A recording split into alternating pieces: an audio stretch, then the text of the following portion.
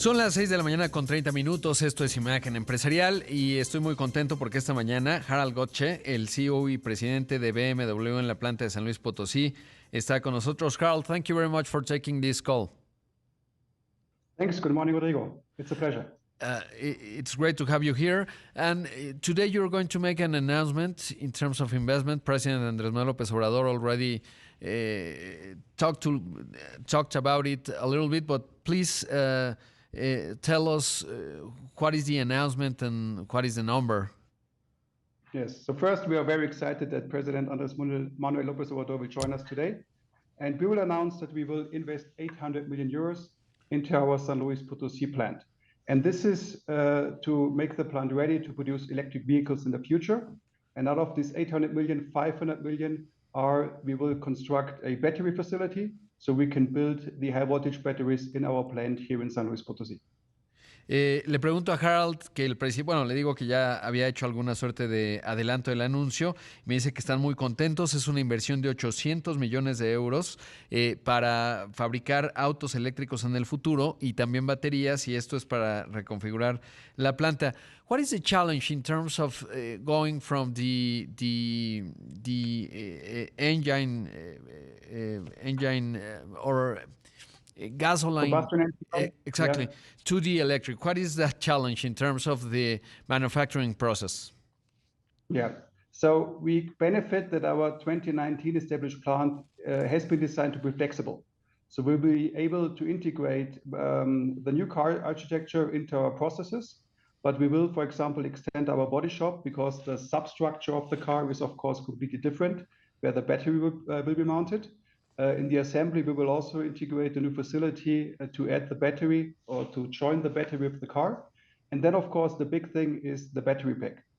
These batteries weigh about 600 kilograms, and they require quite high technology to produce those batteries. And that is the big thing. And that is why we are investing 500 million euros into this battery facility.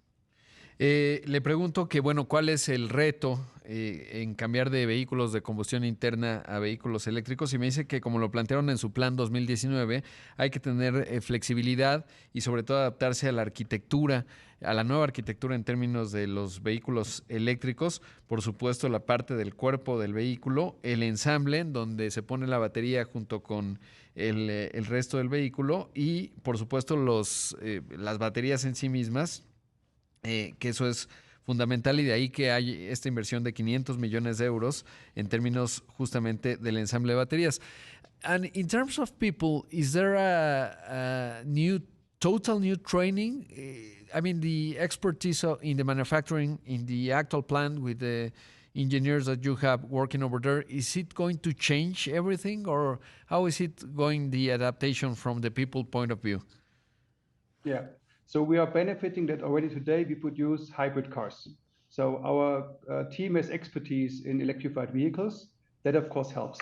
But we will onboard 500 new people in this new facility. And for that, we will use the training in our dual program system. So we will start already now this year to train the people to make them ready for the next years. And we will also send people into the BMW network.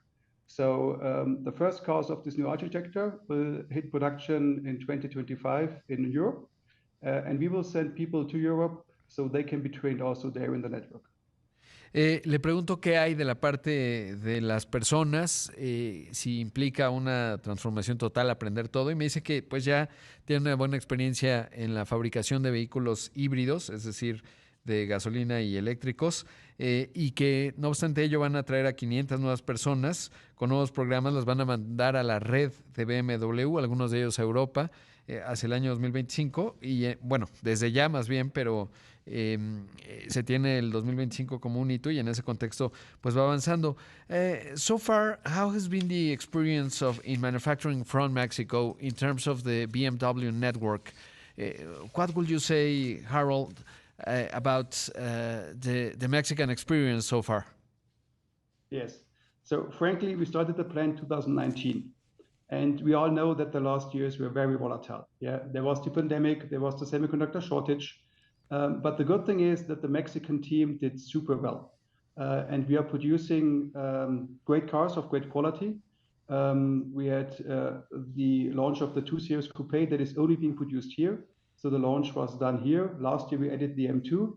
And the good thing is all these launches were super successful. And the 2 Series Coupe also was awarded just after launching it with the IQS award for being the best quality car in its segment. So from the BMW point of view, we really appreciate the work of the Mexican team here. Me dice que la planta comenzó en 2019 y bueno, pues ha sido un contexto de mucha volatilidad, el tema de la pandemia, por supuesto, el problema con los semiconductores, pero han fabricado grandes vehículos en esa planta, por ejemplo, la Serie 2, el Coupé, y en ese contexto pues ha habido grandes lanzamientos, lo han hecho y están obviamente muy agradecidos. How many persons work at this moment on the San Luis Potosí plant? Yeah, so for BMW, we have more than 3,000 people. As in April, when we start our second shift, we are just onboarding 500 more people. So it will be roughly 3,500 to 3,600 BMW associates. And the state did an estimation that we also generated in total 32,000 jobs, being direct jobs with BMW, but of course also being many jobs with suppliers and also service providers. Le pregunto cuántas personas trabajan actualmente. Me dice que son 3,000, pero están dando la bienvenida, digamos, el onboarding a 500 más, entonces serían 3,500, pero en total, empleos directos e indirectos por parte de BMW, considerando proveedores, estamos hablando de 32,000. And Harald, how is the suppliers? Because there is always a challenge in terms of there is more demand than suppliers in Mexico, and one of the very important things is building that suppliers, bringing them to Mexico, which helps in terms of the supply chain that has been in the news in 2021, 2022. How is this process going? So currently we have 250 suppliers in Mexico on tier 1, tier 2, tier 3 level that supply parts here to San Luis Potosí, also to our plant in Spartanburg. But every car of BMW worldwide has at least one part that comes out of Mexico. Still, we also receive today many parts from Europe or from China. And you just mentioned the supply crisis. So looking at the future for these new models of the new architecture, these electrified vehicles, we will expand our localization and we will look for more suppliers here in Mexico. Le pregunto qué hay de la parte de los proveedores, que siempre es un reto en la industria, y me dice que actualmente tienen 250 proveedores en México, Tier 1, Tier 2, Tier 3, o 3 más bien, en términos de, bueno, pues son, digamos, estas partes. Muchos vienen de Spartanburg, que esto es la planta que tienen allá en Estados Unidos, pero también todavía vienen de Europa y China y planean una mayor localización en México, por supuesto, como lo que ya le planteaba en términos de los problemas en la cadena de suministro. And what about the energy of the plant? Because also having a renewable energy, it's a very important part also. It need to be aligned. In that front, how is going? Yes. So BMW is completely committed to the targets of the Paris Climate Agreement. And already today, 100% of our electrical energy is CO2 free. Out of that, part is being generated on site by our own solar panels. And we are planning that next year we will substitute the natural gas with biomethane that is being produced here in Mexico. And by that, we have a CO2 neutral production. And this is super important, especially for the production of the future, because it doesn't make sense to use electric vehicles in a, let me say, gray way. So green production, especially for electric vehicles, is a must. And we are in a very good state and a very good shape already today. Le pregunto qué hay del tema de la energía. Me dice que están obviamente alineados con el Acuerdo de París, que actualmente el 100% de la energía es, digamos, cero carbón y están haciendo una transición hacia el futuro. Harald, could you stay with us a little bit more after the break? Yes. Of course. Ahí estamos escuchando a Harald Gottsche, el CEO y presidente de BMW en la planta San Luis Potosí. Vamos a un corte, regresamos con más. Esto es Imagen Empresarial y esta mañana está con nosotros Harald Gottsche, el CEO y presidente de BMW en la planta de San Luis Potosí, que hoy están anunciando la inversión, formalizando de 800 millones de euros para lo que nos decía, hacer la transición hacia la fabricación de vehículos eléctricos. Harald, and you have a long experience in terms of the manufacturing in Munich, in the concept designing of cars. And what will be your advice in terms of pushing forward from Mexico the transformation of the car industry? What will we need to go more faster in this transition from the country point of view? Yeah.